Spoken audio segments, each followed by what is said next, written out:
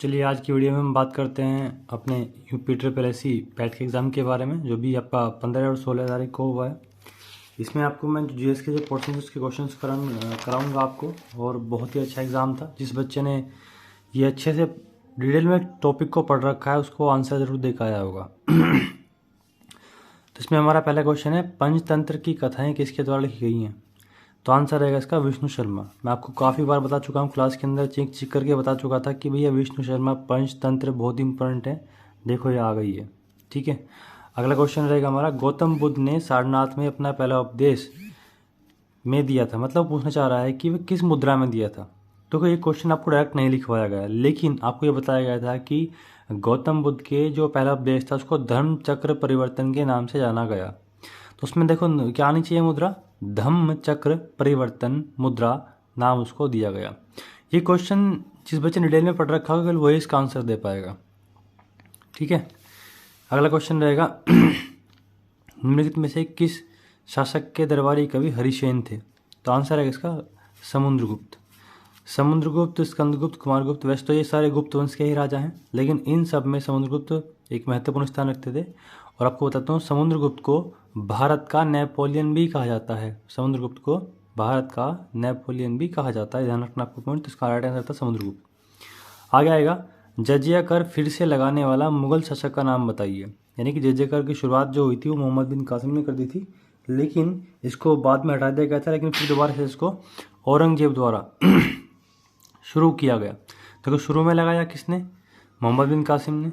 उसके बाद फिर अकबर ने उसको हटाया, लेकिन जब औरंगजेब आया, जिसको हम जिंदा पीर भी कहते हैं, औरंगजेब का नाम और भी है जिंदा पीर, औरंगजेब ने यह जजिया कर फिर दोबारा से लगाया। अब बात है कि जजिया कर होता क्या है। देखो जब मुगल शासन था हमारे यहाँ पर, तो मुगल शासन में क्या था, गैर मुसलमान यानी कि जो हिंदू थे, हिंदू पंडित सिख, इन सभी पर मुस्लिम न होने का टैक्स लिया जाता था कि भाई आप अगर मुस्लिम नहीं तो आपको टैक्स देना पड़ेगा।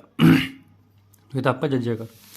अगला क्वेश्चन रहेगा, निम्नलिखित में से किसे अंग्रेजों द्वारा शुरू किए गए सबसे महत्वपूर्ण योगदानों में से एक माना जाता है? तो इसका राइट आंसर आएगा पर रेलवे, क्योंकि लॉर्ड डलहौजी के समय पर रेलवे की शुरुआत हमारे भारत में ही, जो अपने आप में एक बहुत बड़ी हमारे देश के लिए अच्छी बात थी, ठीक है जी।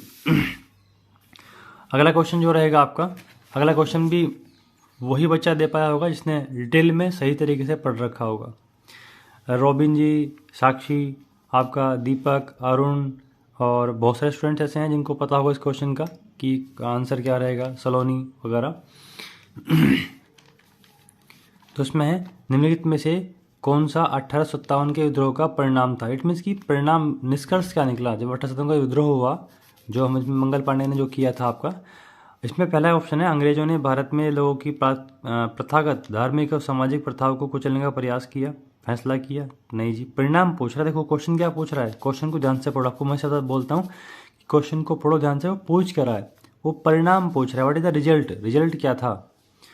जमींदार की रक्षा की नीतियों को समाप्त कर दिया गया। नहीं जी, ये भी नहीं है।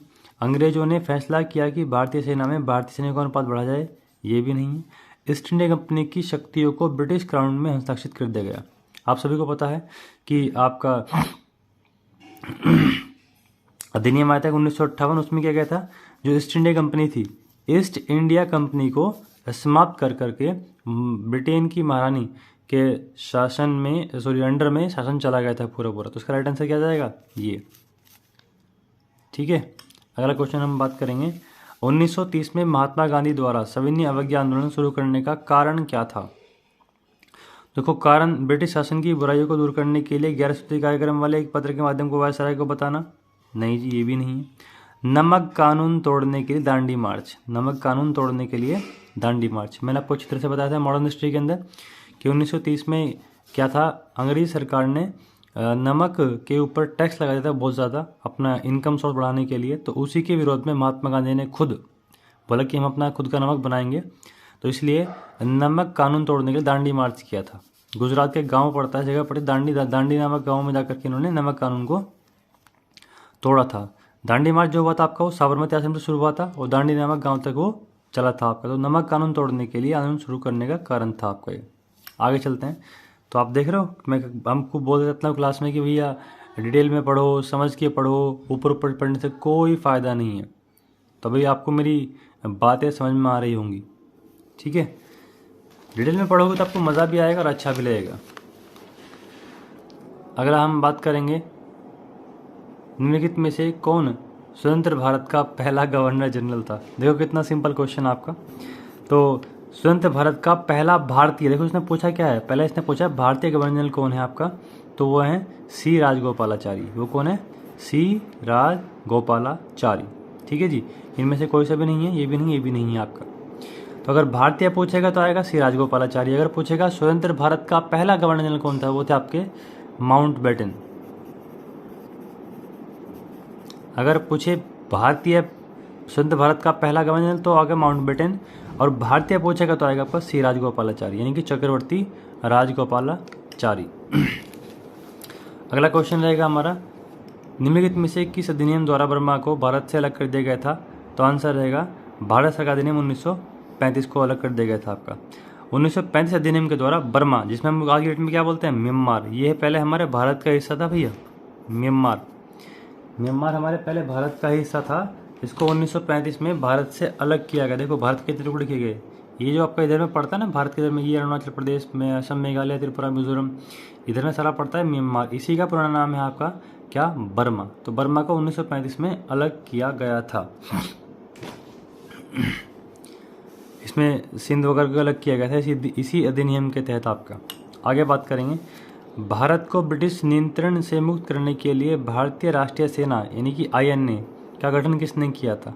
वैसे मोस्टली जो बच्चे क्वेश्चन टिक कर आए हैं वो टिक कर आए, लेकिन यह ऑप्शन गलत है। रास बिहारी बोस ने इसका गठन किया था, ठीक है ना। INA की जो कमांड है वो तो बाद में इनके हाथ में आई थी, लेकिन शुरुआत किसने की थी इसकी, रास बिहारी बोस ने की थी। आप लोग ध्यान रखें इस पॉइंट को। और देखो ये क्वेश्चन भी आपको मैं अच्छी तरह समझा चुका हूँ, बता चुका हूँ आपकी क्लास के अंदर पहले। अगला क्वेश्चन है, निम्नलिखित में से कौन सा पृथ्वी का सबसे बड़ा अंतःस्थलीय जल निकाय है। मतलब क्या है कि वह पूछना चाह रहा है कि सबसे बड़ी झील कौन सी है, एक तरीके से जिसको हम सागर भी कहते हैं, आपको ध्यान रखना है। उसका नाम है कैस्पियन सागर। क्या बोलते हैं इसको, कैस्पियन सागर। कैस्पियन सागर जो है भैया आपका जो अभी आपको ये पता है क्वेश्चन क्यों दिया उसने, ये आपका ये देखो यहाँ पर आपका ये आपका पड़ा होगा रूस, ये है आपका यूक्रेन, ये है आपका पूरा यूक्रेन।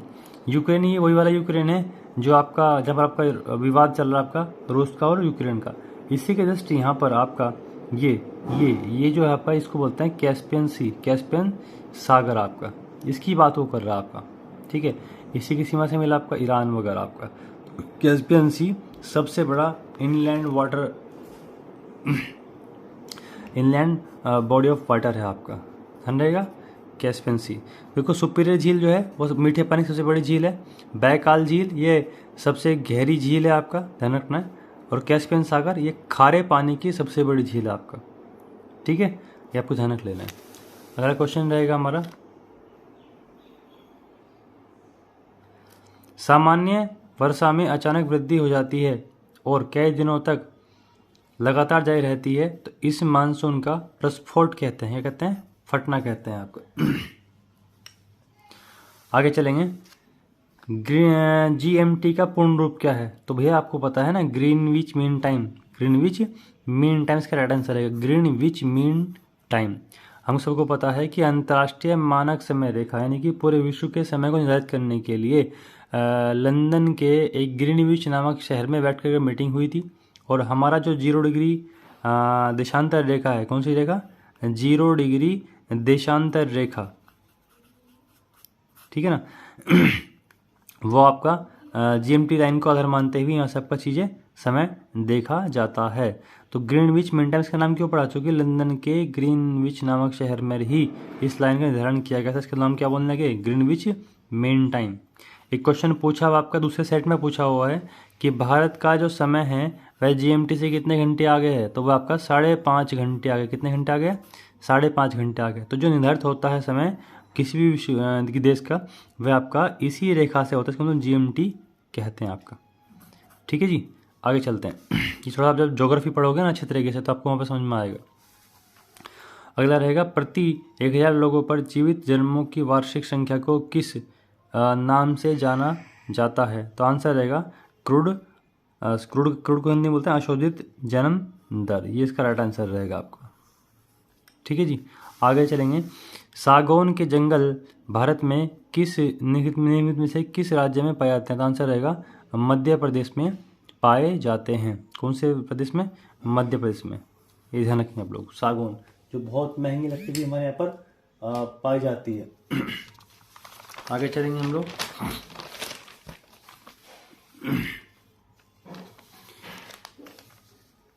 योजना आयोग के अंतिम उपाध्यक्ष थे। योजना आयोग के अंतिम उपाध्यक्ष थे तो भैया ये आंसर रहेगा आपका कौन से? मोंटेक सिंह अहलूवालिया। मोंटेक सिंह अहलूवालिया हमारे योजना आयोग के अंतिम उपाध्यक्ष थे।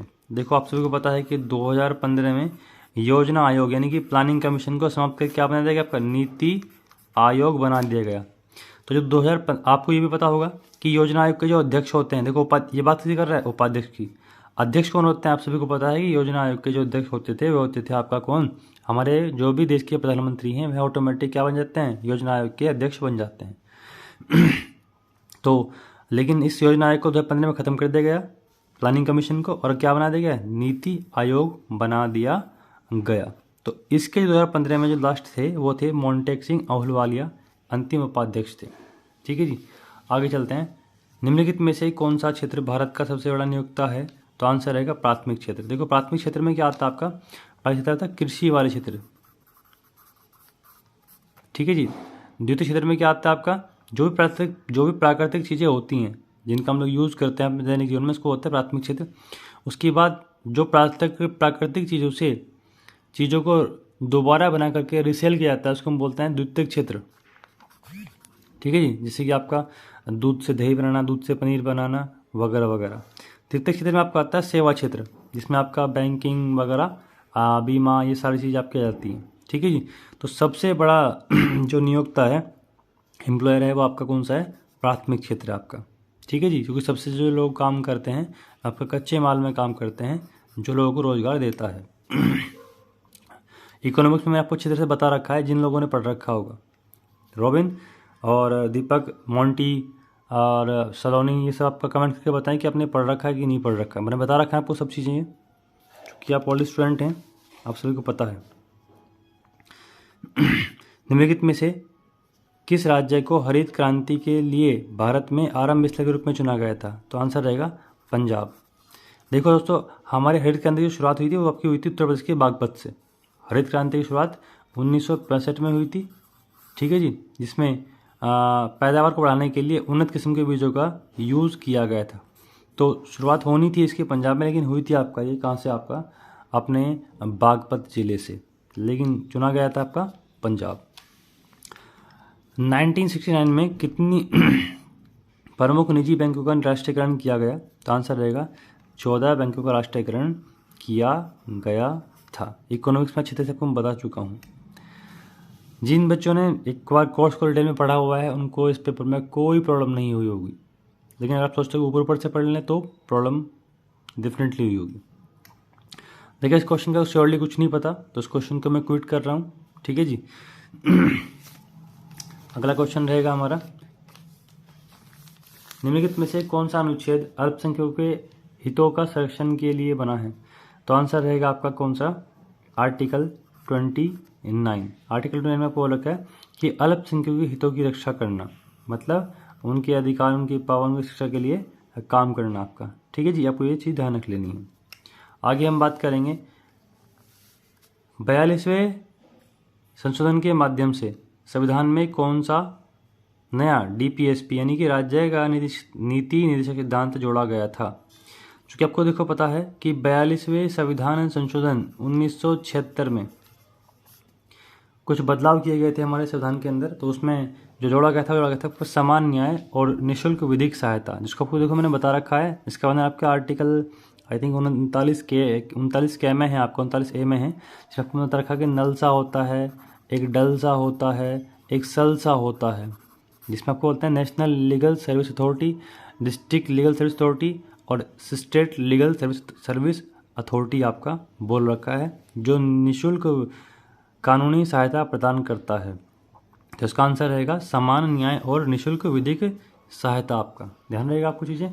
बाकी जो चीज़ें हैं ये ऑलरेडी पहले से ही हमारे संविधान के DPSP यानी कि भाग 4 में पहले से ही शामिल थी, बट ये बाद में जोड़ा गया आपका। आगे चलेंगे। निम्नलिखित में से कौन मौलिक कर्तव्य हैं? देखो दोस्तों, आपको पता है ना, आपको पता होना चाहिए कि मौलिक कर्तव्य कौन कौन से हैं। बताया था ना मैंने आपको कि मौलिक कर्तव्य को पता होने चाहिए। क्वेश्चन पूछ ले देखो यहाँ से। तो ये जो सभी हैं मौलिक कर्तव्य, जिसको बोलते हैं फंडामेंटल ड्यूटीज़: सार्वजनिक संपत्ति सुरक्षा करना, वैज्ञानिक दृष्टिकोण और मानवतावाद विकसित करना, भारत की संप्रभुता और अखंडता और एकता की रक्षा करना, और ये सभी। तो ये सभी हमारे क्या हैं? मौलिक कर्तव्य हैं, जिनका वर्णन संविधान के भाग कौन से में है? आप मुझे कमेंट करके बताएं कि मौलिक कर्तव्य का वर्णन संविधान के कौन से भाग में है। आगे चलते हैं। अनुच्छेद 245 के अनुसार संसद का कार्य है, तो आंसर आर्टिकल 245 क्या कहता है आपका? कानून बनाना। क्योंकि आपको देखो सिंपल सा पता है कि हमारे देश में जो कानून बनता है वो कौन बनाता है? हमारी संसद बनाती है। तो आर्टिकल 245 के तहत आपका आगे बात करेंगे। सरकारी आयोग निम्न से किसे संबंधित है? तो आंसर रहेगा आपका केंद्र और राज्य के बीच संबंध को सरकारी आयोग बना था आपका। आगे चलेंगे। प्रकाश वर्ष का एक माप है, मतलब होना चाह रहा है कि प्रकाश वर्ष पहले है क्या? आप सबको पता होगा कि जो प्रकाश वर्ष होता है एक तरीके से दूरी मापने की इकाई है आपका ये, ठीक है जी। तो इसका आंसर क्या रहेगा? देखो इसका वैसे तो कोई भी प्रकाश वर्ष चुनाते हैं तो दूरी को मापते हैं, ठीक है ना। जो हमारे ग्रह उपग्रह वगैरह होते हैं उनकी दूरी को प्रकाश वर्ष मापते हैं। इसका जो राइट आंसर जाना चाहिए वो जाना चाहिए आपका तारकीय दूरी जाना चाहिए, ठीक है जी। आगे चलेंगे। सभी अम्लों में समान तत्व है, तो आंसर रहेगा हाइड्रोजन। क्या है? हाइड्रोजन। आगे चलेंगे। नॉन स्टिकी खाना पकाने के बर्तन में लेपित होता है, लेपित मतलब उसमें क्या कोटेड होता है? तो आंसर रहेगा टेफ्लॉन। आपको मैंने बताया था आपके साइंस वाले सेक्शन में कि टेफ्लॉन जो आपको देखते हो ना, आपके जो काले काले नॉन स्टिकी बर्तन होते हैं आपका, उसमें जो काली काली परत चढ़ी होती है वो टेफ्लॉन चढ़ी होती है। और ये टेफ्लॉन अगर वैसे तो देखो रेगुलर आप अगर खाना खाते हैं इन बर्तनों का तो आपको कैंसर होने के खतरा रहता है, क्योंकि ये गर्म होने के बाद आपका क्रिया करता है आपके खाने के साथ में। तो इसलिए नॉन स्टिकी बर्तनों में खाना कम से कम खाया करें। लेकिन हमें ध्यान के रखना है कि टेफ्लॉन उस पर लगा होता है, यानी कि इसकी परत चढ़ी होती है। आगे चलेंगे। निम्नलिखित में से कौन बुद्धिमान स्तनधारी है? मैंने आपको बताया था कि इंसान के बाद सबसे ज़्यादा बुद्धिमान यानी कि जो डॉल्फिन है वो कौन है? डॉल्फिन है आपका। इंसान के बाद सबसे ज़्यादा जो दिमाग रखता है वो कौन सी मछली रखती है? कौन सा स्तनधारी रखता है आपका? डॉल्फिन रखती है। आगे चलते हैं। पौधों का विकास किससे प्रभावित होता है? तो आंसर रहेगा प्रकाश की गुणवत्ता, मात्रा और अवधि। ये भी देखो जरूरी होता है कि प्रकाश कितना पड़ रहा है, कितनी मात्रा में पड़ रहा है और कितनी अवधि के लिए पड़ रहा है। आगे चलेंगे। देखो इसमें आपको केवल जीएस के क्वेश्चन कराऊंगा, इसमें मैथ थोड़ी मैं नहीं ले रहा हूँ आपका, ठीक है जी। बाकी तो कोई क्वेश्चन पेपर इतना टफ नहीं था, अगर आपने थोड़ा सा ध्यान से पढ़ा हुआ है तो आपको आराम से इसका पता लग जाएगा। आगे चलेंगे हम लोग।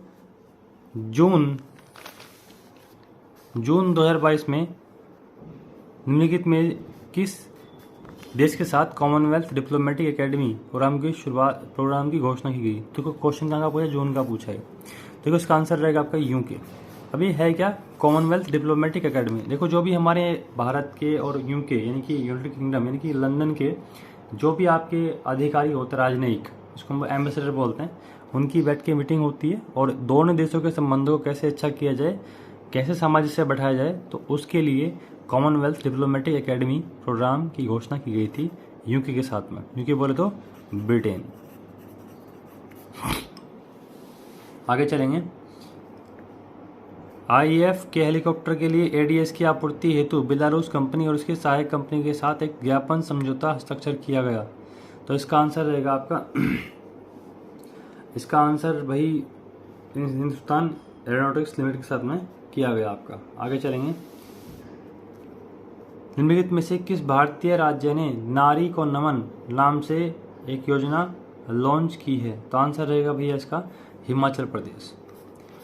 हिमाचल प्रदेश में क्या किया गया आपका? वहाँ पर लेडीज़ों के लिए कुछ टिकट बस के टिकट उसमें कुछ छूट दी गई है आपका, ठीक है। तो आंसर रहेगा हिमाचल। आंसर रहेगा को अगला क्वेश्चन रहेगा हमारा, निम्नलिखित में से किस राज्य सरकार ने 5,000 रुपये की काशी यात्रा सब्सिडी योजना शुरू की है? तो आंसर रहेगा आपका ये कर्नाटक। कौन सा रहेगा? कर्नाटक। आगे चलेंगे हम लोग। प्रधानमंत्री नरेंद्र मोदी ने किस जिले में डॉक्टर संपूर्णानंद स्पोर्ट्स स्टेडियम में एक कार्यक्रम में 1800 करोड़ रुपए की योजनाओं का उद्घाटन और शिलान्यास किया? तो आंसर रहेगा ये वाराणसी में। तो क्वेश्चन ये पूछ सकता है कि डॉक्टर संपूर्णानंद स्पोर्ट्स स्टेडियम का उद्घाटन कहाँ पर किया गया? तो वाराणसी में किया गया। वाराणसी जो कि नरेंद्र मोदी की क्या है आपका संसदीय सीट भी है, क्योंकि नरेंद्र मोदी जो हमारे सांसद हैं वह वाराणसी से ही हैं। वाराणसी को हम बनारस भी कहते हैं, वाराणसी को हम काशी भी कहते हैं और वाराणसी को वाराणसी हम कहते ही हैं। ठीक है जी, आगे चलते हैं। किस संस्थान ने India's booming gig and platform economic शीर्षक से एक रिपोर्ट जारी की है? तो आंसर रहेगा आपका नीति आयोग ने जारी की है। नीति आयोग के जो अध्यक्ष होते हैं खुद प्रधानमंत्री होते हैं, ये आपको ध्यान रख लेना है। और नीति आयोग के जो सीईओ हैं, सीईओ वो आप मुझे बताएंगे कि नीति आयोग के वर्तमान में सीईओ कौन है आपका। बहुत ही इंपॉर्टेंट पॉइंट आपको ध्यान रखना है। ये वही नीति आयोग है जिसका गठन प्लानिंग कमीशन यानी कि योजना आयोग को समाप्त करके 2015 में शुरू किया गया था। ठीक है जी, तो आप मुझे कमेंट करके बताएंगे कि नीति आयोग के सीईओ कौन है आपका। अगला क्वेश्चन रहेगा हमारा, निम्नलिखित में से कौन सी राज्य सरकार सिंगल एंट्री मल्टीपल एग्जिट के विचार पर एक एजुकेशन टाउनशिप बनाने की योजना बना रही है? तो आंसर रहेगा आपका उत्तर प्रदेश। उत्तर प्रदेश सरकार चाह रही है कि बहुत सारे जो एजुकेशन स्कूल्स हब हैं वो एक ही जगह स्थापित हों ताकि बच्चों को कहीं से कहीं भी जाना भटकना ना पड़े, वहीं पर आपका कैंपस सिलेक्शन भी हो आपका। तो उत्तर प्रदेश सरकार ने ये काम किया। तो क्वेश्चन तो आना ही था ये, तो आप उत्तर प्रदेश का पेपर दे रहे थे कि नहीं, क्वेश्चन तो एग्जाम में उत्तर प्रदेश का आना ही आना था आपका। अगला क्वेश्चन रहेगा, छात्र परिस्थितिकी के लिए एक नया डिजिटल प्लेटफॉर्म कैंपस पावर किस बैंक द्वारा लॉन्च किया गया? तो इसका आंसर रहेगा, बिल्कुल सही कर रखा है बंदे ने, आईसीआईसीआई बैंक। कौन सा बैंक? आईसीआईसीआई बैंक द्वारा ये सिस्टम शुरू किया गया है। मतलब ये है कि आपका इसमें बच्चों को इस प्लेटफॉर्म के द्वारा बच्चों को एजुकेशन लोन प्रोवाइड करवा रही है। कौन? आपका आईसीआईसीआई बैंक आपका। ठीक है जी, आईसीआईसीआई बैंक ये प्राइवेट सेक्टर का सबसे बड़ा बैंक है, आपको ध्यान रख लेना ये। अगला क्वेश्चन देखो, आपको मैं बताता हूँ कि मैप को पढ़ा करो, मैप को पढ़ा करो, मैप को देखा करो आराम से। आपके पास मैं बताया था कि भारत का भी और वर्ल्ड का भी मैप होना चाहिए। तो क्वेश्चन आ गया कि भारत के कितने राज्य बांग्लादेश के साथ सीमा बनाते हैं? तो आंसर कितना रहेगा? 5। कौन कौन से स्टेट्स हैं हमारे वो? आप सभी के पास मैप है ना भाई? देखो ये अपना क्या है, ये अपना बांग्लादेश है, ये अपना बांग्लादेश है। अब बांग्लादेश में 5 राज्य मिलते हैं हमारे। ये आपका यहाँ से लेकर यहाँ तक का जो है ये है आपका कौन सा? पश्चिम बंगाल। उसके बाद है आपका ये आसाम जो पीला पीला आपको दिखाई दे रहा है। उसके बाद आपका मेघालय है, उसके बाद आपका त्रिपुरा, उसके बाद आपका मिजोरम। तो कितने स्टेट हो गए? 5। मिजोरम, त्रिपुरा, उसके बाद आपका आसाम, उसके बाद मेघालय और उसके बाद पश्चिम बंगाल। तो बांग्लादेश से कितनी सीमा बनाते हैं हमारे राज्य? तो 5 राज्य सीमा बनाते हैं। आपको पास में मैप होना चाहिए, वर्ल्ड का भी और भारत का भी। ठीक है जी, तो 5 राज्य बांग्लादेश के साथ सीमा साझा करते हैं। अगला क्वेश्चन रहेगा, निम्नलिखित में से पोलैंड की राष्ट्रीय मुद्रा क्या है? तो आंसर रहेगा जोल्टी। क्या रहेगा? जोल्टी। ऐसे क्वेश्चन एग्जाम में देगा जो 1-2 आपको पता नहीं होते किसी को भी। ठीक है जी, आगे चलेंगे। निम्नलिखित में से कौन सा भारत का सबसे छोटा केंद्र शासित प्रदेश है? बहुत अच्छा क्वेश्चन था। तो आंसर है इसका लक्षद्वीप।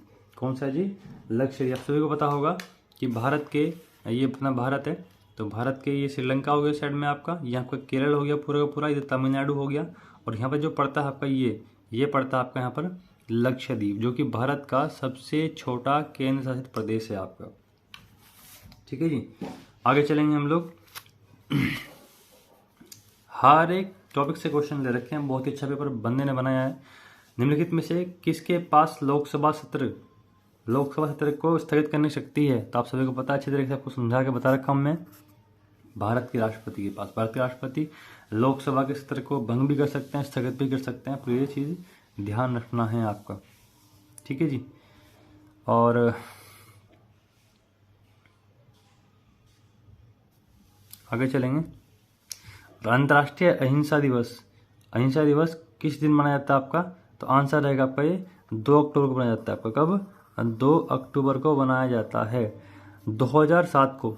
2007 से यूएनओ ने 2 अक्टूबर को अंतर्राष्ट्रीय अहिंसा दिवस के रूप में मनाने की घोषणा की थी आपका।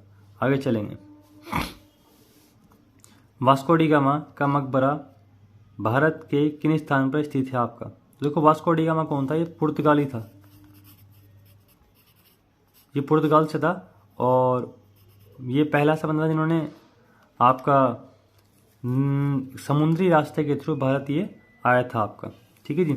तो ये जब आया था, आने के बाद यहाँ पे काफ़ी रहा और यहीं कोच्चि केरल में ही आया भी था और यहाँ पे इसको फाइनली दफनाया भी गया था। लेकिन कोच्चि में इसको दफनाया गया, लेकिन कुछ समय बाद उसकी अस्थियाँ निकाल करके वापस को पुर्तगाल ले जाया गया था आपका। तो ऐसे 2 क्वेश्चन बन जाते हैं एग्जाम में कि वास्को डी गामा का मकबरा कहाँ है, तो वो तो पुर्तगाल में है वर्तमान में, लेकिन सबसे पहले इसको कहाँ पर दफनाया गया था? कोच्चि में दफनाया गया था आपका। अगला क्वेश्चन रहेगा, उत्तर प्रदेश का एक लोकप्रिय नृत्य है कितनी बार पता चला था मैं? कथक।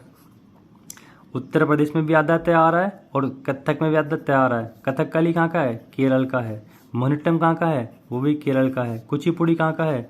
आंध्र प्रदेश का है। कुचिपुड़ी आदिपुड़ी। ठीक है जी। तो कथक उत्तर प्रदेश का लोकप्रिय नृत्य है। अगला चलते हैं हम लोग। थॉमस कप निम्नलिखित में से किस खेल से संबंधित है? तो आप सभी को पता है था, मैंने आपको पिछली करंट अफेयर की वीडियो देखी होगी मेरी, तो उसमें मैं ये सब चीज़ थॉमस कप का, ओबेर कप का सबको मैंने जिक्र किया हुआ है। तो इसका आंसर रहेगा बैडमिंटन। अगला क्वेश्चन रहेगा हमारा, प्रसिद्ध पुस्तक विंग्स ऑफ फायर किसकी है? ओ तेरी, इतना सिंपल क्वेश्चन। ये तो बहुत ही फेमस किताब है आपका डॉक्टर APJ अब्दुल कलाम की, विंग्स ऑफ फायर आपका। अगला क्वेश्चन रहेगा, ग्लोबल वार्मिंग का अपेक्षित परिणाम है? तो आंसर रहेगा ये सभी। ग्लोबल वार्मिंग मतलब जो हमारे जलवायु परिवर्तन हमारे यहाँ पर हो रहा है उसका क्या फ़र्क देखने को मिलेगा? तो समुद्र स्तर में वृद्धि हो रही है, ठीक है जी। तटीय रेखा में परिवर्तन हो रहा है, बिल्कुल ठीक है जी। क्योंकि अगर समुद्र जल में वृद्धि होगी तो तटीय रेखा भी तो परिवर्तन होगा, और जब बारिश समय पर नहीं होगी तो फसल के पैटर्न में भी परिवर्तन होगा। तो इसका आंसर क्या आना चाहिए? ये सभी इसका आंसर आना चाहिए। तो ये था आपके GS के क्वेश्चन आपके मेरे हिसाब से। बाकी पेपर अच्छा था, जिस बच्चे ने डिटेल में थोड़ा सा पढ़ रखा है वह इस पेपर को आराम से कर पाया होगा। बाकी अगर कोई आपको डाउट है तो आप मुझे कमेंट करके बताएं, अपने सुझाव दें और बस मेहनत करके पढ़ते रहें। Keep smiling, keep learning and keep shining.